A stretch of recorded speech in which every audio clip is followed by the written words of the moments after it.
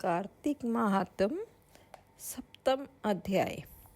ये कथा सुनकर समस्त ऋषि मुनियों ने कहा, हे सूत जी, आप कृपा करके कार्तिक मास और तुलसी जी के महात्म का वर्णन कीजिए। तब सूत जी बोले, हे ऋषियों, जो प्रश्न आपने मुझसे किया है यही प्रश्न राजा पृथु ने नारद मुनि से किया था, और जो उत्तर नारद जी ने राजा पृथु को दिया था वही आज मैं आपको सुनाता हूँ। सो तुम एकाग्रचित होकर सुनो। एक दिन राजा पृथु ने श्री नारद जी से पूछा, हे देव ऋषि, भगवान को तुलसी इतनी प्यारी क्यों है? आप कृपा करके इसका महात्म सुना दीजिए। राजा पृथु की बात सुनकर देव ऋषि नारद बोले, एक समय देवराज इंद्र बहुत से देवताओं और अप्सराओं सहित देवों के देव श्री महादेव जी के दर्शनों को कैलाश पर्वत पर गए। वे कैलाश पर्वत पर पहुँचे तो उन्होंने भारी आकार तथा भयंकर नेत्रों वाले एक पुरुष को देखा। तब इंद्र ने उससे पूछा, तू कौन है और शिवजी कहाँ है? इंद्र के कई बार पूछने पर भी उसने कोई उत्तर नहीं दिया तो इंद्र को बड़ा क्रोध आया। क्रोध करके इंद्र ने जब अपना वज्र उसके कंठ पर मारा, जिससे उसका कंठ नीला हो गया, परंतु साथ ही इंद्र का वज्र भी भस्म हो गया। तत्पश्चात उसकी आंखों में प्रचंड ज्वाला प्रकटी। उस समय ऐसा प्रतीत हो रहा था मानो ये ज्वाला इंद्र सहित सारे संसार को जलाकर भस्मीभूत कर देगी। ऐसी स्थिति देखकर श्री बृहस्पति तथा इंद्र आदि सभी देवता नतमस्तक होकर भगवान शिव जी की स्तुति करते हुए कहने लगे, हे देवों के देव श्री महादेव, त्रिपुरासुर और अघासुर का विनाश करने वाले त्रिपुरारी अघहारी, आपको बारंबार नमस्कार है। हे सुर नर मुनियों की रक्षा करने वाले, आपको नतमस्तक प्रणाम है। श्री नारद जी ने कहा, हे राजा पृथु, इस प्रकार देवताओं की स्तुति सुनकर श्री महादेव जी ने समस्त ब्रह्मांड को समस्त भस्म कर देने वाली अग्नि को शांत कर दिया और बोले, हे देवताओं, मैं तुम्हारी स्तुति सुनकर अत्यंत प्रसन्न हूँ, सो तुम वर मांगो। तब समस्त देवताओं सहित बृहस्पति जी ने क्षमादान मांगा और कहा, हे देव, जो सुरराज से अपराध हुआ है उसके लिए क्षमा प्रदान कीजिए। श्री बृहस्पति जी की स्तुति सुनकर पुनः देवादिदेव श्री महादेव जी ने कहा, मैंने इंद्र का अपराध क्षमा किया और जीवन दान दिया। हे बृहस्पति जी, आज से तुम्हारा नाम भी अमर होगा। तब श्री बृहस्पति जी बोले, हे भगवान, यदि आप हम सब पर प्रसन्न हैं तो सूर्यराज की रक्षा कीजिए और सारे ब्रह्मांड को भस्म करने वाली अग्नि जो आपके तेज से उत्पन्न हुई है को शीघ्र शांत कीजिए। भगवान शंकर ने कहा, मेरे नेत्रों से निकला ज्वाला रूपी तेज अब वापस कैसे हो सकेगा? अतः अब हम इसे कहीं दूर फेंक देते हैं। ऐसा कहकर भगवान भूतेश्वर ने उस अग्नि को समुद्र में फेंक दिया। तब वह अग्नि गंगा के संगम पर गंगा सागर में जा गिरी और बालक का रूप धारण करके रोने लगी। उसके रोने की आवाज़ से पृथ्वी कंपायमान हो गई और सप्तद्वीप बहरे हो गए। ऐसा आश्चर्य देखकर और समुद्र की गोद में बालक को रोते देखकर ब्रह्मा जी आश्चर्य से पूछने लगे, ये बालक किसका है? समुद्र ने उस बालक को बड़े आदर से उठाकर ब्रह्मा जी की गोद में दे दिया और कहा, ये मेरा पुत्र है जो गंगा से उत्पन्न हुआ है। अब आप इसका जात कर्म कराइए। उसी समय उस बालक ने ब्रह्मा जी की दाढ़ी पकड़कर बड़े जोर से मरोड़ी, जिसके मरोड़ने से ब्रह्मा जी के नेत्रों में आंसू भर आए। तब किसी प्रकार से ब्रह्मा जी ने अपनी दाढ़ी छुड़ाई और कहा, इसने मेरी आंखों में जल निकाला है, इसलिए इसका नाम जलंधर होगा। और यह शिवजी के अतिरिक्त संसार में और किसी के हाथ से नहीं मरेगा। इसका कारण यह है कि यह शिवजी के अंश से उत्पन्न हुआ है। यह सुनते ही वह बालक युवा हो गया। तब ब्रह्मा जी ने शुक्राचार्य को बुलाकर उसका राज्य अभिषेक कराया और ब्रह्मा जी अंतर ध्यान हो गए। सिंधुराज ने कालनेमी की पुत्री वृंदा के साथ जलंधर का विवाह कर दिया। वृंदा अति सुंदर थी और सारे ब्रह्मांड में प्रथम सती और पतिव्रता थी। परम सुंदर पत्नी पाकर जलंधर बहुत प्रसन्न था, अतएव आनंद से दिन व्यतीत होने लगे। जब जलंधर घर में आता तो वृंदा स्वयं अपने हाथों से पंखा झलती, पाधे अर्धे तथा आचमन अर्पण करती।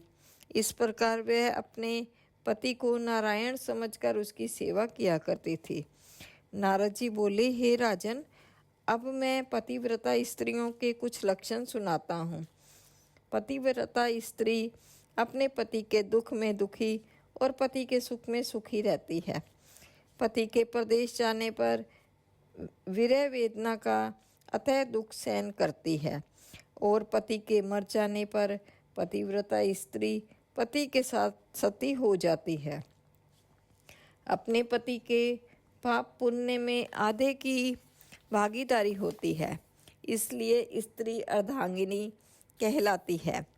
जो स्त्री अपने पति के साथ सती हो जाती है वे 3.5 करोड़ रोमों के अनुसार 3.5 करोड़ वर्ष तक अपने पति के साथ स्वर्ग में वास करती है। जो स्त्री शमशान भूमि तक जितने कदम उठाकर जाती है उसको एक एक कदम पर एक एक यज्ञ का पुण्य फल प्राप्त होता है। ऐसी स्त्री अपने माता पिता और पति तीनों लोगों को पवित्र कर देती है। जिस प्रकार स्पेरा सर्प को बिल से बाहर निकाल लेता है, उसी प्रकार पतिव्रता सती नारी अपने पति को नरक से निकाल लेती है। इसलिए पतिव्रता स्त्री द्वारा पति के साथ सती हो जाने पर परम धर्म माना गया है। जलंधर की कथा पर वापस आते हुए नारद जी ने आगे कहा, हे राजा पृथु, देवताओं के भय से भयभीत होकर जो सब दैत्य पाताल लोक में भाग गए थे वे जलंधर का अभय पाकर पुनः पृथ्वी पर आकर निर्भय घूमने लगे। उसी समय जलंधर ने राहु के कटे हुए सिर को देखा तो उसने शुक्राचार्य से इसका रहस्य पूछा। तब शुक्राचार्य जी ने समुद्र मंथन के समय देवताओं द्वारा अमृत को छले जाने का समस्त वृत्तांत कह सुनाया। इस प्रकार अपने पिता का मंथन और देवताओं द्वारा दैत्यों का अपमान सुनकर जलंधर को बड़ा क्रोध हुआ। क्रोध में भरे हुए जलंधर ने घस्मर नामक दूत को बुलवाया और देवताओं के पास भेजा। घस्मर ने देवराज इंद्र की सभा में जाकर अभिमानवश न मस्तक झुकाया और न नमस्कार किया, बल्कि गरज कर कहा कि दैत्यराज जलंधर ने जो कुछ कहला भेजा है वे सब कान खोलकर सुन लो। उन्होंने कहा है कि मेरे पिता समुद्र का मंथन करके जो 14 रत्न तुमने ले लिए हैं उन पर तुम्हारा कोई अधिकार नहीं है। भला इसी में है कि वे रत्न तुम हमको वापस लौटा दो।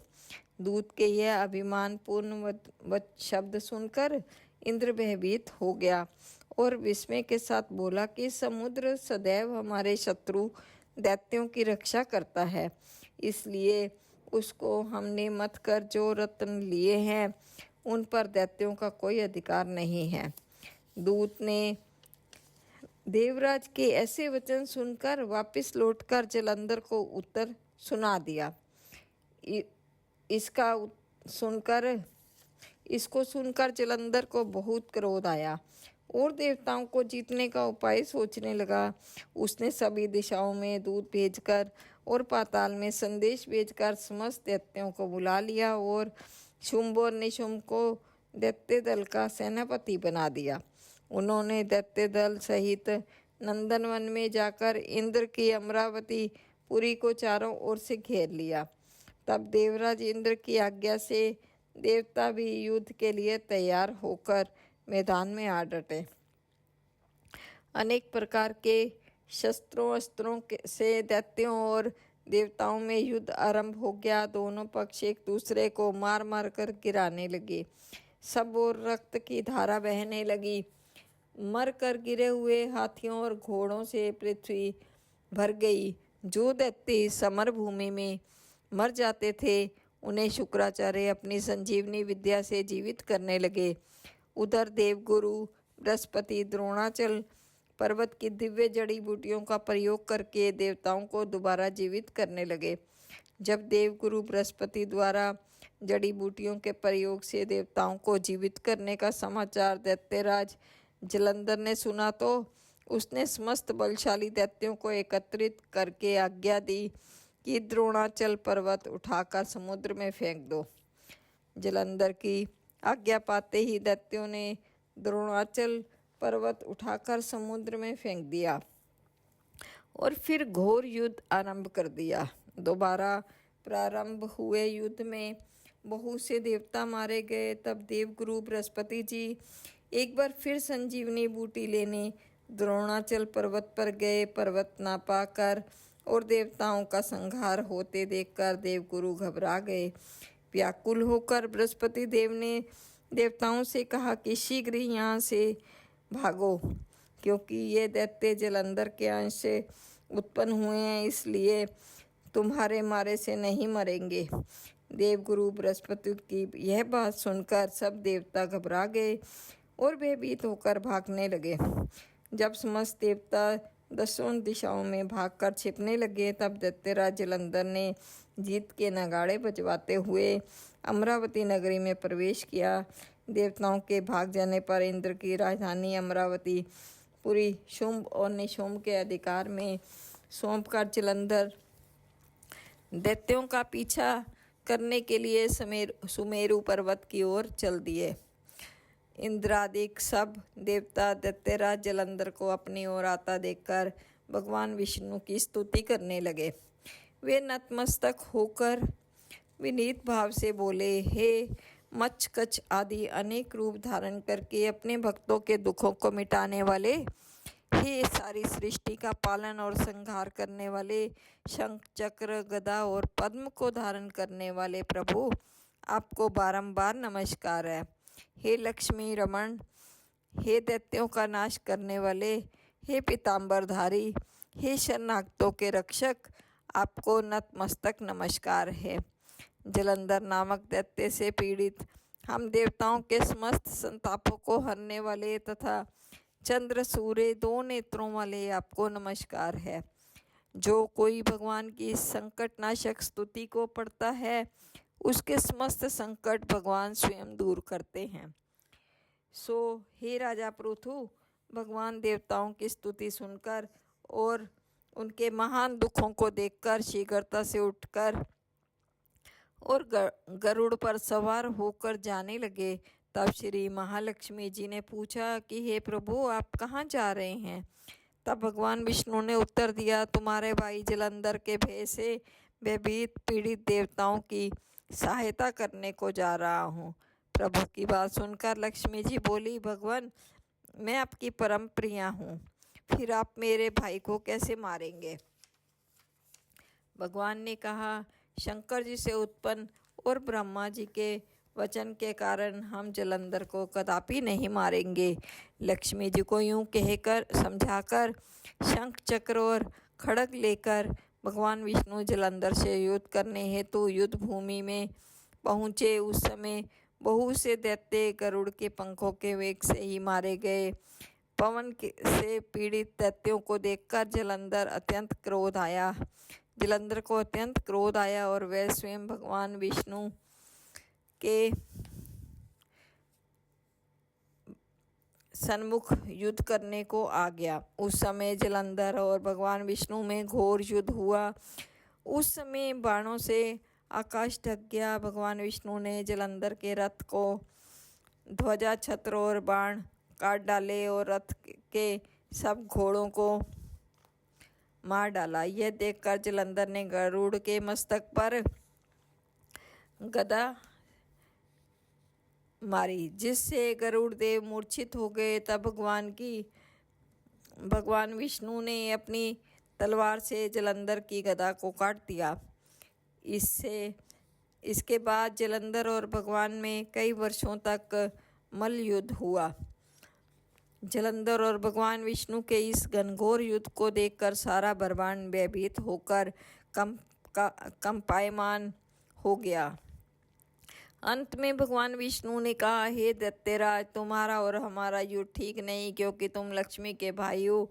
तब जलंधर ने कहा, यदि आप प्रसन्न हैं तो मैं आपसे यह वरदान मांगता हूँ कि आप लक्ष्मी और गरुड़ सहित मेरे घर में निवास करें। यह सुनकर भगवान विष्णु लक्ष्मी जी और गरुड़ के सहित उनके यहाँ रहने का वचन देकर चले गए। तब समस्त देवी देवताओं के स्थान पर दैत्यों की नियुक्ति करके जलंधर अपनी राजधानी में निवास करने लगा और देवताओं, गंधर्वों, किन्नरों आदि पर जितने भी रत्न थे वे सब छीनकर उसने अपने अधिकार में कर लिए। निशुंभ को शासन करने के लिए पाताल में भेज दिया। वहां पहुंचकर निशुंभ ने शेष आदि नागों को वश में कर लिया। इस प्रकार जलंधर देव, यक्ष, किन्नर, गंधर्व और मनुष्य सबको अपनी प्रजा बनाकर पुत्र के समान तथा धर्म की नीति से उनका पालन करते हुए त्रिलोकी पर शासन करने लगा। ये कथा सुनाकर नारद जी ने कहा, हे राजा पृथु, एक समय भगवान का दर्शन करने तथा जलंधर का वैभव देखने के लिए हम भी उनकी राजधानी में गए थे।